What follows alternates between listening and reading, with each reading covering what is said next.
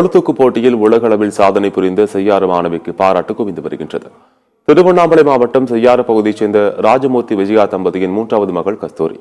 இவர் செய்யாறு அரசு மகளிர் மாதிரி மேல்நிலைப் பள்ளிகள் 6ஆம் வகுப்பு முதல் 12ஆம் வகுப்பு வரை பயின்று தற்போது சென்னை கல்லூரியில் பயின்று வருகிறார்.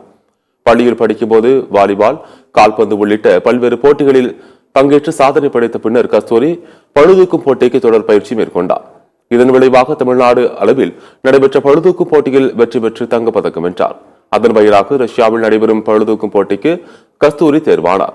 பல்வேறு தன்னார்வலர்கள் உதவியுடன் ரஷ்யா சென்ற கஸ்தூரி அங்கு நடைபெற்ற பளுதூக்கும் போட்டியில் 45 கிலோ எடை பிரிவில் தங்கப்பதக்கம் வென்று நாட்டிற்கு பெருமை சேர்த்துள்ளார்.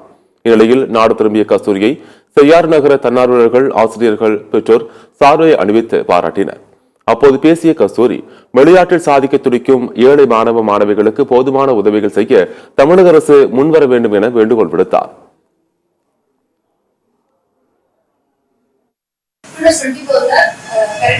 வெளியில அந்த நேஷனல்ஸ் வந்து நான் அக்செப்ட் பண்ணேன். ஃபர்ஸ்ட் பிரைஸ் கோல்ட் ஆயிடுச்சு.